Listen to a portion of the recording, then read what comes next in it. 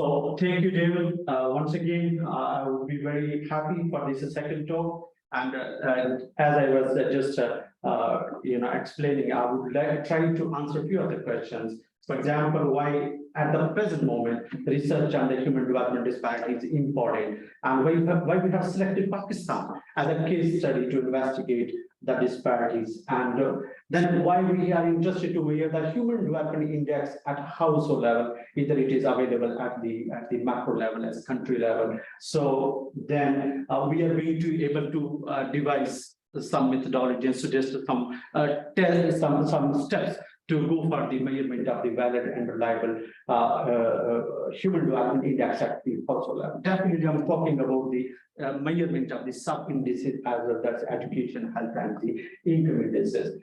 So after that, I would like to share some of the results, for example, regarding the district level analysis of the human development in Pakistan, and then I'm going to share some of the disparity related, data and understanding in the Pakistan as well. So I started my last talk with a paradox, actually, and this paradox is that the coexistence of deep and persistent inequality along with the fast-track development that is happening in the world. And this paradox has raised the question to the present process of the modernization and the development. For the social scientists, talking about the disparity is not actually a new topic. It's very, it comes from the history of the economics. For example, Russell's dissertation on background of disparity marks the view of the capitalism, Weber's investigation of status class and party, Plato's theory of the elites, Keynes' general theory of the employment. These are some very prominent research that has been taken so far. Some new ideas and research on the disparity has been involved by particularly Thomas Piketty's Capital in 21st Century, and Dayton's Great Escape has revived the discussion again around the measurement about the determinants, causes, and consequences of the inequality. Globally, the international community has engaged to the Millennium Development Goals for the 15 years, and there was a huge effort to reduce the hunger and the poverty as well. But on the same side, within the country, what we observe that disparities and inequality has been increased with the passage of time. And then again, the international community come together, talk about the Sustainable Development Agenda. And if you just look at the Sustainable Development Agenda, I see huge, and it is going to revolve around the disparities, no one left behind.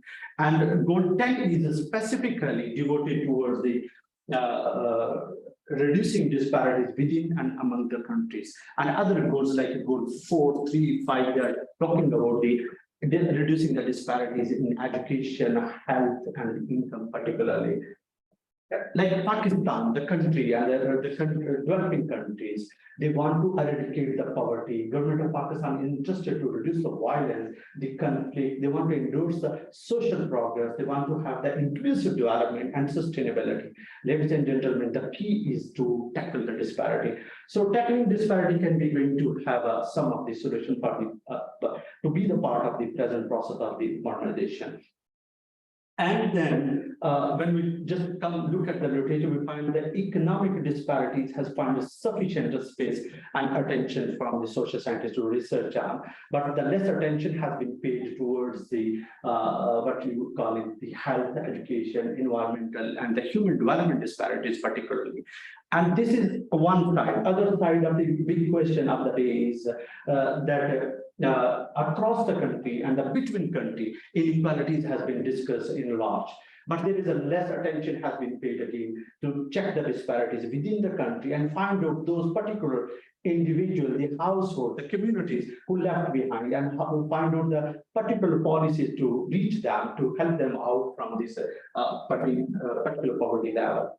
Just sharing some of the socioeconomic status of the Pakistan, we will find that Pakistan per capita income is less than $1,600, and just to use World Bank definition of the poverty, 40% of people are below the poverty line. And then on the gender gap index is Pakistan might be the second worst on the gender gap index. And then talking about the female labor force participation rates is among the South Asian countries, might be the worst. So human development achievement is also not appreciating. On the pedestal of human development, Pakistan is ranked at 161 out of the 192 countries. I'm just sharing you Bangladesh and the India and the Pakistan, some comparative time series, analysis time series figured out that a red line is showing that how Pakistan is getting away from the achievements of the surrounding countries like India and Pakistan. So as a whole, there is a responsibility of the government and the researcher to come up with the particular reasons why Pakistan is lagging behind, in particular when talking about the human development, and it does definitely include education, health, and other indicators as well. To show some of the colleagues might be it is new for them, talking about the Pakistan, where Pakistan actually is. So Pakistan here is border with India, Afghanistan, and Iran. On the top, there's a north side, there is a China, and the south, there is Arabian Sea. You can see the four colors. These four colors show the each color is for each province. There are 4 provinces of the Pakistan. This is how we have administrative categorization of the country. So we're focusing in this research. Initially, we took the data of the UNICEF mix that it covered the 38,000 households from the Punjab only, that is a green color. And we tried, and why we have selected Punjab? Because it is one of the richest provinces of the Pakistan, and it contributes more than 55% in overall GDP of the country. And it hosts more than 50% of the population as well. So we want to check out first what the situation of the Punjab is, if there is any human-related disparities exist, and what is the situation for that. Then, ladies and gentlemen, why we are interested to go for the household level measurement of the human development index. So if we previously look at as a journal, the picture of the human development and the living standard of the country is made by the using GDP. But GDP is criticized for some of the reasons, because it does not cover the social side of the economy as well, and the quality of life as well. So in 1990, UNDP launched an aggregated index that is known as the Human Development Index, and it takes 3 dimensions. That is long and healthy life, knowledge, and a decent standard of living. And there are some of the indicators as well. I think you are very much familiar with this one, that how to measure the human development. So each of the indicators is going to be used to find out the particular dimension, that what the situation of this dimension is, and then we calculate HDI. And Human Development Index present what actually for its inauguration in 1990, it is defined as it is the process of enlarging people's choices and enhancing their capabilities. So it's about the choices and the capability of the humanity. So first time it has a relation to the GDP. So when we're talking about the human development, that means it covers an index that covers the education, health, and the living standard of the country as a whole. But it covers at a macro level, at the national level. What our contribution is, we want to take it to the household level and try to find out particularly where these households are located. So in 1990s, since 1990s, so far, there are more than 900 reports have been published by UNDP at national and international level. And these reports cover, and it's highly been accepted as well. But it has been criticized for the many of the reasons. And I've just looked at here for the very few reasons. And one of the major criticism on HDI, it ignores many important dimensions. So this is one of the criticism that actually Human Development Index face. And it just started in early 1991, 1992 even, that it should include some more dimensions as well. So then it's a perfect substitutability of the sub-dimensions. That means health, education, and living standard. If one country is good in one and not good in other, on average, they are going to be take place again the same level. So this is one of the, as a formula, there is some of the criticism on this. Then the third criticism, and this is our objective actually, that Human Development Index does it fail to consider the variation in the human development across the different social, economic, geographical groups within the country. So it was a major criticism that we are trying to answer. And yes, UNDRO, that's going to generate these are all of the various reports. UNDRO welcome this debate and consider many of the changes in the formula, like they have replaced gross enrollment and literacy rate with the mean year of schooling and expected year of schooling. They have replaced it. And they have also used the geometric mean instead of arithmetic mean to avoid the perfect substitutability. But even then, it does not cover to go to the household level. So our main objective is to construct a valid or reliable human development index at a household level. That means we are talking about the sub-indices as well. And then we are going to try to investigate the inter-district human development disparities among these 36 districts of the Punjab, because Punjab province has 36 districts. So here our journey is going to start. When we're talking about the human development index, we're talking about the health, education, and living standard of the household. So first question is how to measure the education index at household level. For this, there is a huge debate, and this is one of the most easiest part even that is going to be done actually. So there is STG focus as what indicators we have to use, and there are many researches as well that Baroni and 1993 and many of the research they suggest that we can use mean year of schooling, particularly when we take UNDP's latest report after 2010, we find the mean year of schooling and expected year of schooling as a good measure to gauge that education of any country.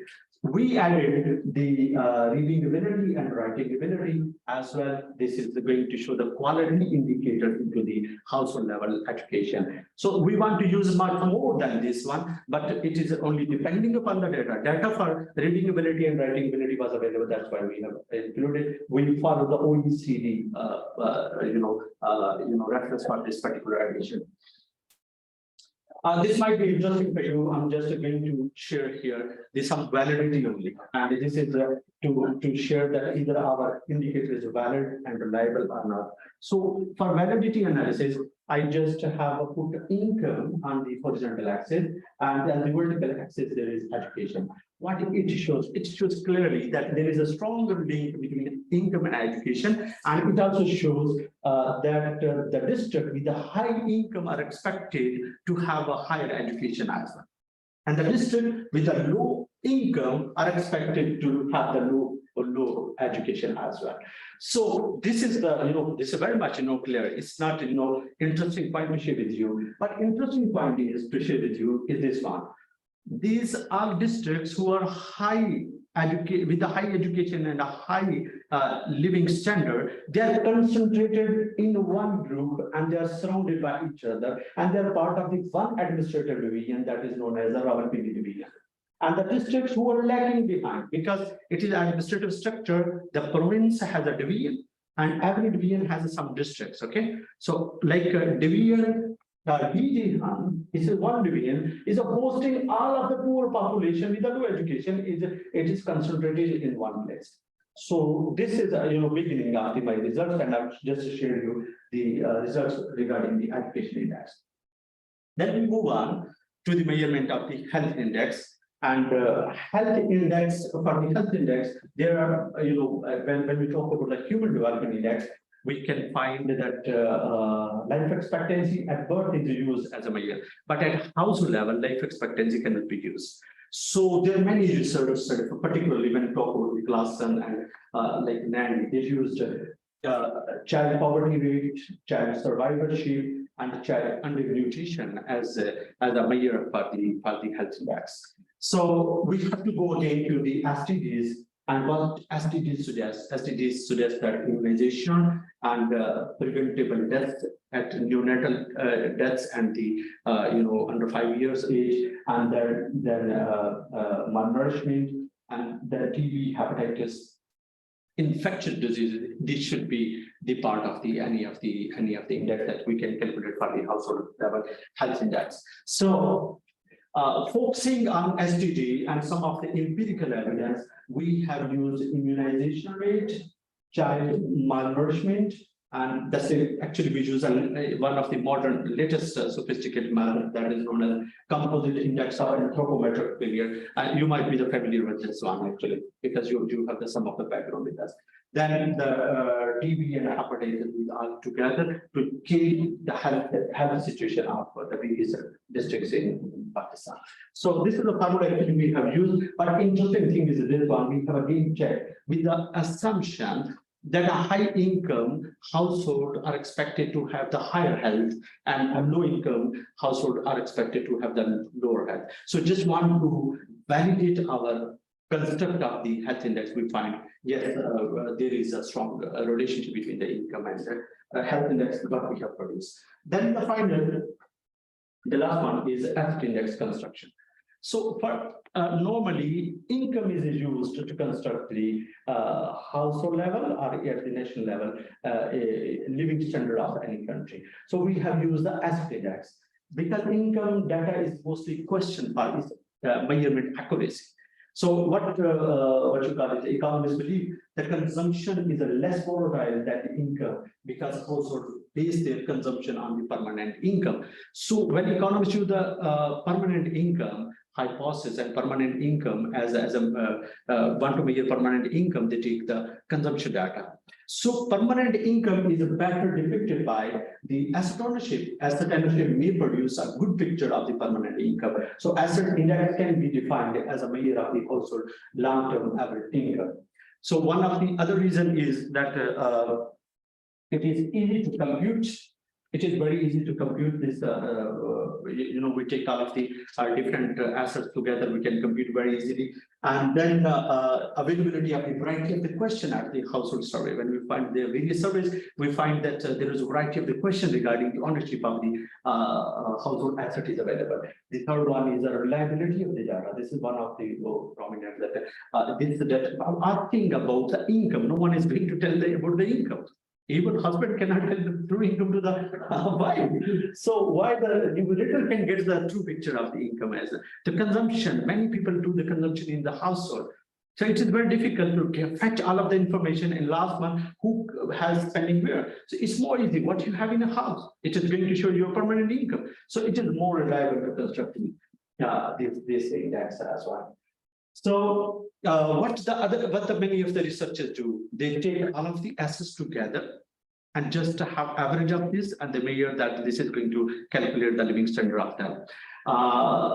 Some of the researchers, particularly when we talk about the filmer 2001, he introduced a principal component analysis. He used the principal component analysis, and from principal component analysis, he tried to have the certain weight to each of the item to calculate the household level index and the income index. But some of the researchers and our colleagues in 2012, they have shown some of the limitation associated with the PCA. And one of the limitation is that PCA's first component explains greatest proportion of the variance among the selected variables. But most of the cases, the first component explains less than 20% variance of the total. So it's explained only 20%. So it's not very reliable to go for this. And then PC assume that data is a continuous in nature. But when we select the asset, we select a household, and with the answer, yes, I own the asset, I don't own the asset. So it is a binary nature. So binary cannot, there is a misleading if we use PCA on the binary data. So all the weights we produce with the PCA, there might be questionable or maybe incorrect even. So the challenge is to select a particular items, appropriate item to go for the construction of the asset index. So by holding this challenge, what we have done, we have 3 steps to follow. First step is to just identify the dimensional structure of the item that we are going to use for the asset index. And then for this, we have used exploratory factor analysis and the tetrachoric PCA. And then we have step 2 selection for the reliability analysis. We have used the classical test theory, item response theory, and the omega test. And again, I forget to add it here, omega test again. So validity analysis, for the validity analysis, we have calculated household-based income index, and then we check each of the items that either it is valid or not valid. So I'm just sharing here some of the data, some of the results with you to make it more understandable that how our analysis is a more valid and reliable. For example, we have taken 30 different items. And these are 30 assets actually. And we applied exploratory factor analysis, and it shows that there are 6 factors. And then we applied the alpha test, and this is a classical test theory alpha test, and it shows that 3 factors can be included into the construction of the asset index, and 3 could be excluded. And then we applied the tetrachoric PCA loading, and the loading is shown here, and the cut value for this is a 0.4. 0.4 correlation is its cut value. You can see 22 items, these are the same items that has been suggested by the tetrachoric that should have a strong correlation with the factor 1, and the rest of the 8 they have the very weak correlation. So it is against that we should include only 22 items in our construction of the asset index, and we should exclude these 8 items that have the least correlation. We then apply the reliability analysis. By applying this, we have the IRT model here, and we just apply IRT, and we have the difficulty and the discrimination score. Discrimination score, we have a transformed correlation, and this transformed correlation have the cut value of the 0.4 again, and we find the same 8 items, they have a very weak correlation with this one, and this suggests that exclude these 8 items from the analysis and select only 22 items that we have discussed earlier into our final construction of the asset index. Then we go to the selected these 22 items, and we just draw item characteristics curve, and it shows that all of these items, they have the ability to discriminate asset poor household and asset rich household. So it is clearly explaining that it is more helpful for us to select these 22 items. Then we have these 22 items, and we have calculated household-based equalized household income on the vertical axis. On the horizontal axis, there is asset ownership. 0 mean no household says I don't own the asset. 1 mean yes, I own the asset. So what it shows on average, a high income is expected. Household who own the asset, they have the high income on average as compared to the household who don't own the asset. So it is going to validate our analysis that what we have produced is really valid. So finally we go to the error bar again, and with the priori assumption that on average household who have the high permanent household income, they're expected to own more assets, and the household who have the less income, they're expected to have the less assets. So this is way we have validated our analysis about the asset index. So once we have calculated all of these sub indices, and they are the really valid and reliable, then we have used the average method to calculate the human development index at the household level. So there is a methodological discussion. I'm not doing for this. And if there is any question regarding methodological questions, I can answer. So this is the result for the final actually. On average, Punjab has a human development index that is a 0.64. That's mean it's upper in a high human development areas, the province you can call it. And that asset index is a 0.597, education 0.45 actually, and that's very low and very poor, and that's highly questionable actually. And this is going to be along that the future of the country actually, when the education is at a poor level, so that you have to think about the future of the country. And then the health is contributing well. So all of these have the various questions again. So I'm going to them if there is any question regarding this. just to might be it is not you're not familiar with the name of the districts, but I'm just showing you the green shows these are the top 5 or 6 districts who have the high human development, and this are the districts who have the very low human development. What is the result actually? You can just find if double the human development of the one district within the province, then it can be approachable to the other district actually. So this is a huge gap between the 2 districts in the same province.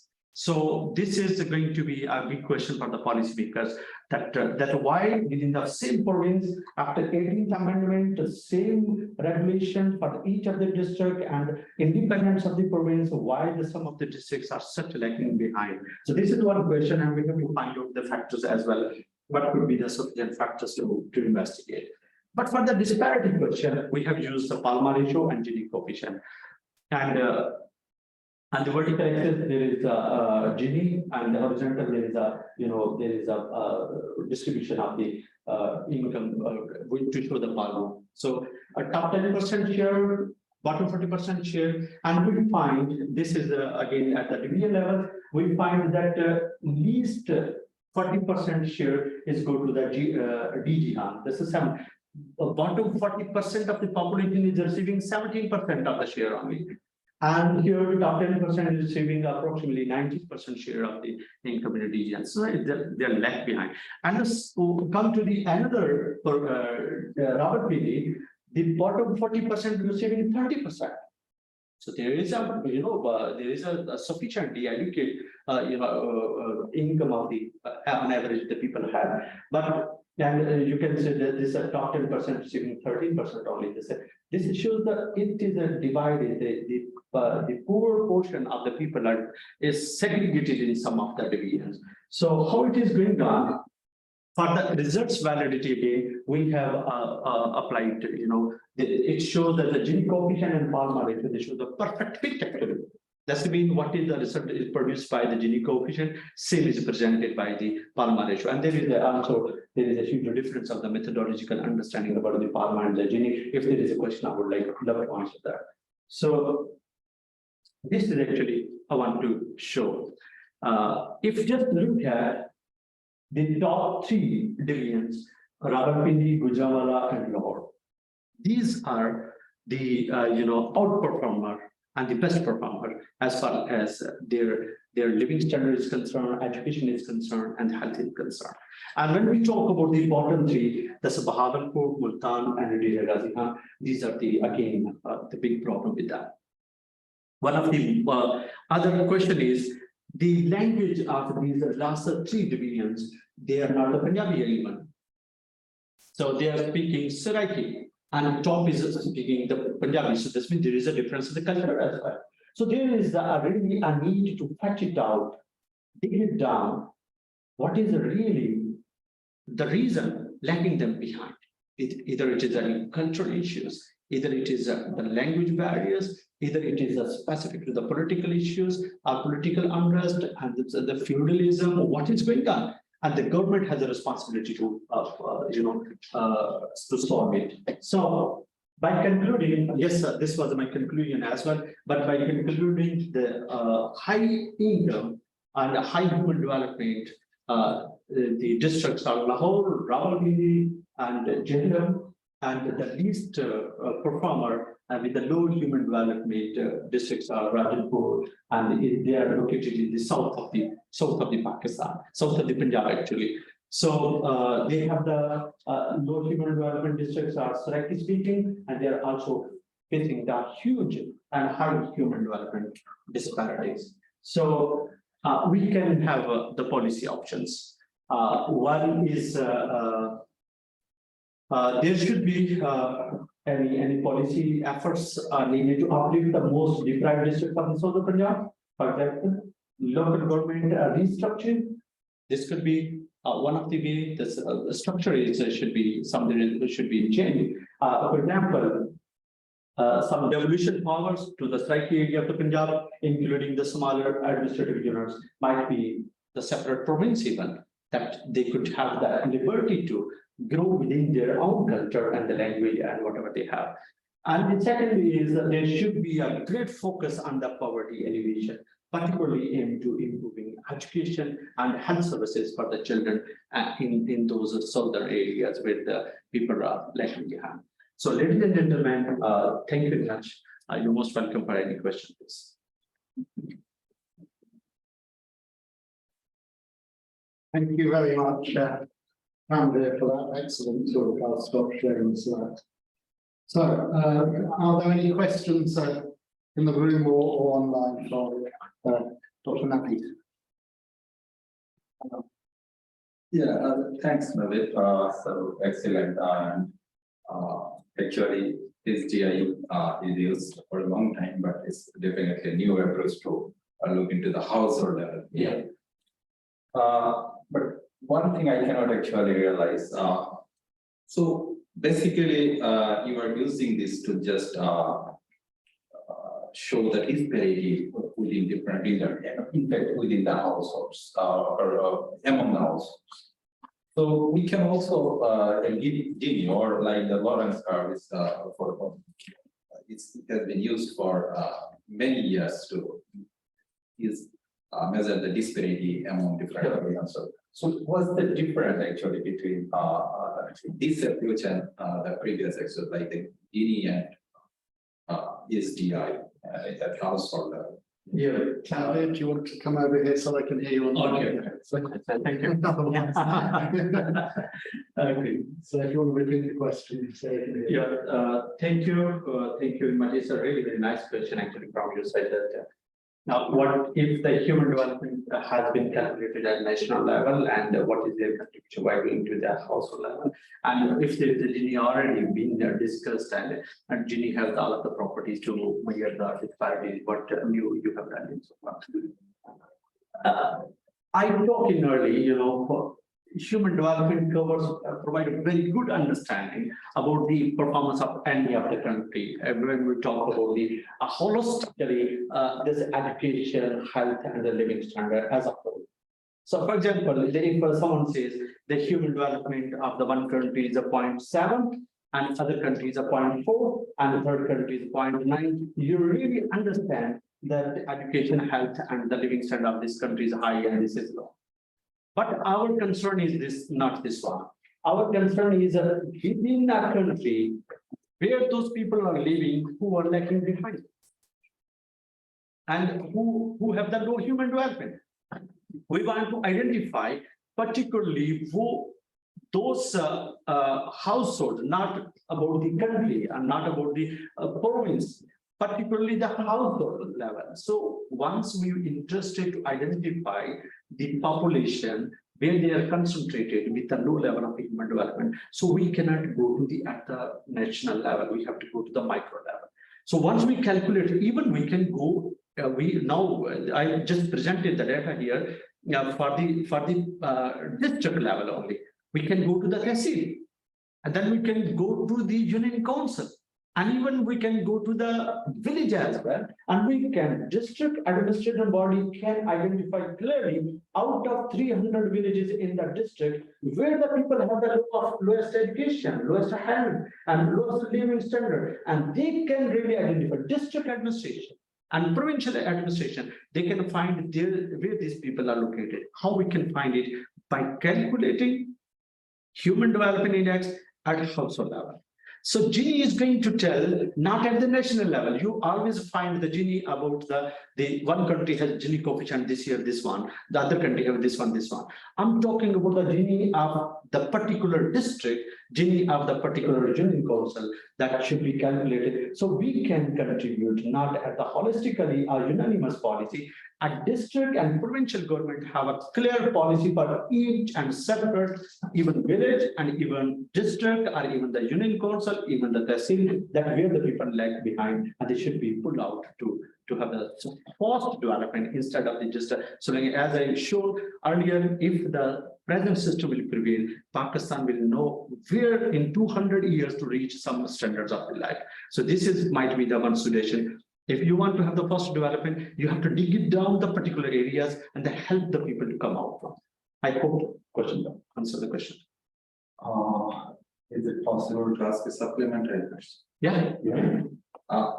No, but actually, yeah, you have explained why it's important to calculate at the household level. So Yeah. this is not my question. I'm asking basically, it can also use Gini approach to calculate the household. Basically, the national figures comes from the household figures. It's an aggregate figure. So basically, when we sample or collect data, we basically collect data of the individual or household, and then we aggregate it. Derive the national figure. Sure. So same thing is SDI also using comparing country between, but you are using this approach for calculating house. It's a very innovative one. I like this. But the same thing can be like Gini can also be applied to household levels. That's my question actually. So why this? And one thing is I understand that you are telling about the education, health, and this is the next stress. And you have shown in your slide that income has actually relation with everything, because those who has better health, those who has better income. Yeah. Who has better education, those who have better income. So basically, this is income which leads to other indicators. So that's why I'm asking whether is it possible or even like in the Gini data I'm available in on my country, if we disaggregate the data, we'll find the household level data as well. So can we use the same approach, a Gini approach, to compare just the disparity among the household or between the region states? This is my actual question. Again, there are two questions within that, and I just want to, one question is regarding that why their problem is, and you try to answer it by the income. Income cannot be the sole problem actually by having the high education. It is expected to have, but not always. But UNICEF says if one household has just 1 kilometer rise in the distance from the school to the household, there is a 20% less probability one female child to go to the school. Yeah. So it is not the income. One person who has only like 20,000 income in Islamabad, his all children might be having good school education, and one person in Balochistan have a 200,000 income and his all children not going to school. It is not the income only. It should be very clear. So our objective later on is to dig it down by finding and investigating the factors. First, we identify where these people are. This is our target. And we should be sure enough that these people we are identifying, this is not randomly selected. We avoid the systematic and random error. And we have to find out through some valid and reliable measure. So our focus at the moment is a methodological understanding of the measurement at the household level that has at least been done before. Okay, once we done it and it is accepted and it is clear that yes, this is a good way to go for that, then we can investigate what are the real factors behind this one. And yes, I did my paper is on this, the determinants of the human development disparities. And it is under review actually at the moment, not published yet. So I try to investigate the factors, and these factors are again not the macro level factors. It's a household level factors. So access to the education, access to the school, access to the hospital, a road, infrastructure, many of the things they are going to contribute. Only the income cannot be. So this is really a problem that most of the time social scientists and economists mix this up with income is responsible for everything. And it is not the case. And this is the policymaker in Pakistan also doing. They are not talking about the access to the provision of the service. For example, if I just talk about the use of internet in Pakistan, so I just you can check it Google, and its data is going to write this one. Yeah, it is going to write like this one. So that means income has not increased for the people. Why the people have this a huge number of the utilization of the internet? Because of the access. So our concern is that we have to dig it down, first to identify, then try to find the factors, and then possible solutions by finding the determinant. Thank you very much for the question. Okay. If anyone online wants to ask a question, you can put it in the chat or just switch your mic on and ask the question. So please feel free to put a question in the chat or ask. One guy had to leave because she has a medical appointment, but she asked me to ask you a question on her behalf. Okay. So she said that the Human Development Index was from the last century when debates were about development were very different, and it was criticised even then for having only 3 dimensions. Would it be better to have a more modern Human Development Index where the dimensions came from the Sustainable Development Goals, because these are meant to be about development, and they've been agreed by all the governments of the world? So should there be more dimensions, and should it be aligned with the Sustainable Development Goals? Yeah. Is there any question? I should answer. There's another question here. Thank you for your presentation. Is there any specific reason for your choice of HDI method over other child poverty methods? Secondly, what aggregated health indicators would you use? Okay. That's from Susan.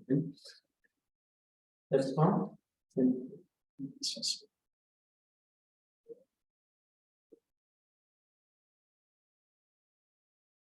Yes, thank you. First question, Dave.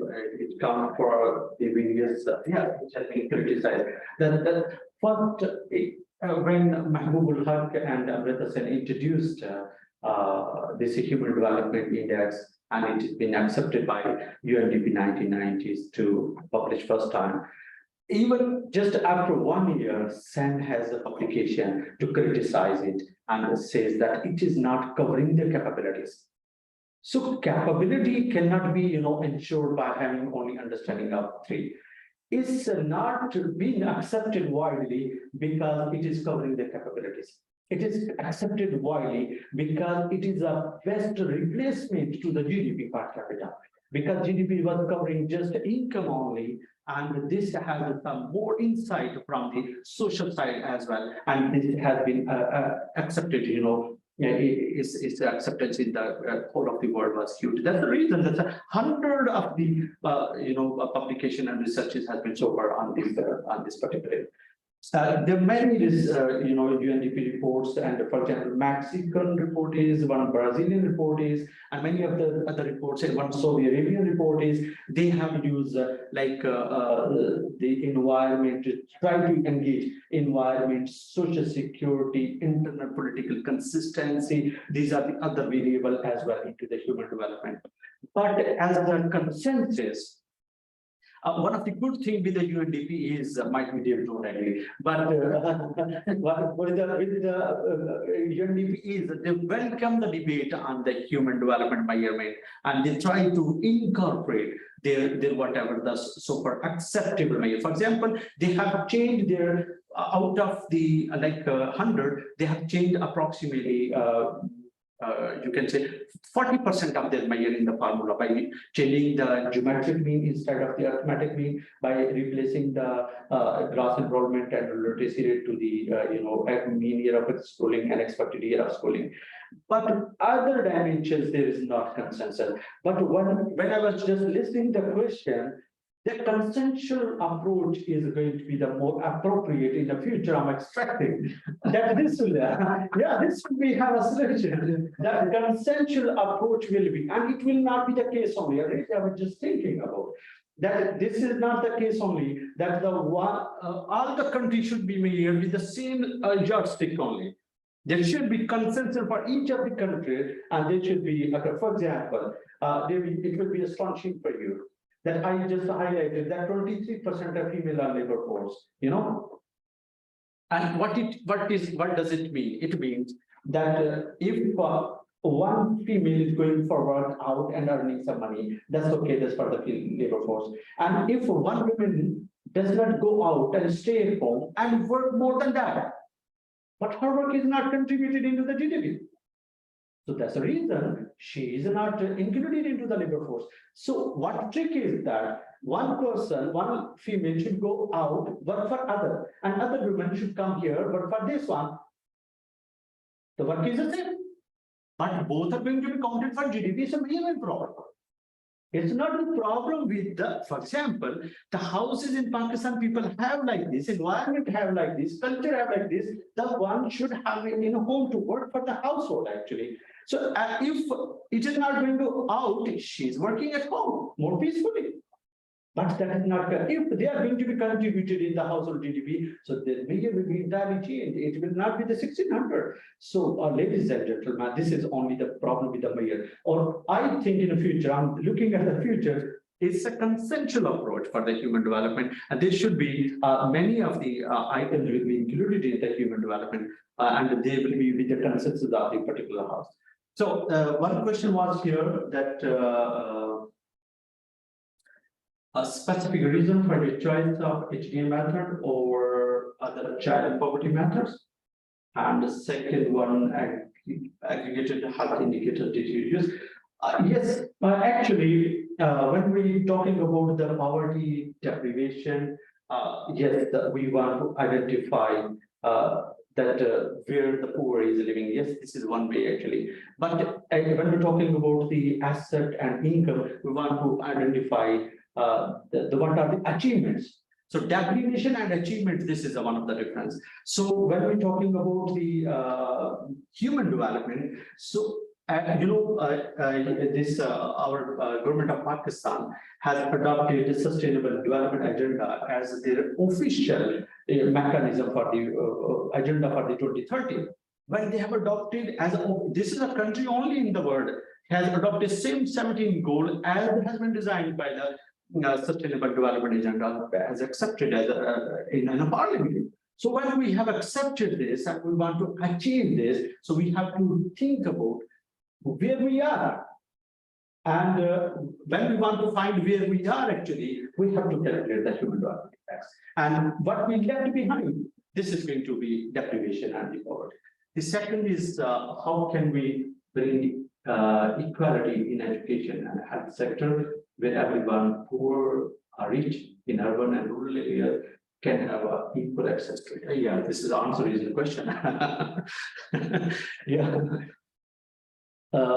I think this question is not from Pakistan, maybe, because there is a huge gap between urban and rural access. Rural access, like I was talking, might be last week with the Dave, and they were just telling me that like 10% of the population in live in rural areas. Yeah. So in UK, but when you talk about the rural population in UK, you never come with the mind of the Pakistani mind. They are poor. That's mean they are huge rich actually, and they even in Hong Kong. Yeah. When we're talking about the poor, rural areas, never come with the mind of the poverty. Come the mind of the richness and greatness, and they have the extra value for the children to go there, swim there. And there's a horse riding, some of the farmhouses, from the quality of the life over there. Just escaping from the poor life of the urban areas. So entirely different in the Pakistan. We'll talk about the Pakistan. So there is access to the rural communities. For example, the many areas that I highlighted, they have to fetch the water, might be 2 kilometers, 3 kilometers away from their house. Talking about access to the education and health. So this is the people. I didn't share actually because of the lack of time. I didn't share the immunization rate and the stunting and wasting. You will be astonished to hear that every next child is CIF. That's mean in the stunted, wasted or underweight. Every next 50% mean every next. So 22 million children, they are out of school. It's alarming. How we can compare the future with the army of the nation. So this is how we are identifying the way actually we are, and we can push it up, but by helping the people who left behind. I hope answered the question. So there was a second part, is what did you use for the health index? So CIF, immunization. Yeah, for my health index, I have used CIF, instead of relying only on the stunting, wasting or underweight, I have used the CIF. This is more acceptable than immunization rate. And these two are indicated regarding the children only. So we have incorporated the TB, hepatitis, and the chronic cough as well, and fever with all of the ages of the household. So as a whole, this is aggregated index by the major three indicators: the CIF, immunization rate, and some preventable diseases that are TB and hepatitis. So thank you very much. Any questions? Any other questions? Okay, so unless there are any other questions online, we're coming to the end. It's now gone 2 o'clock. Please can we thank Dr. Thank you very much for joining us online. It's been an excellent session. I'll end the meeting.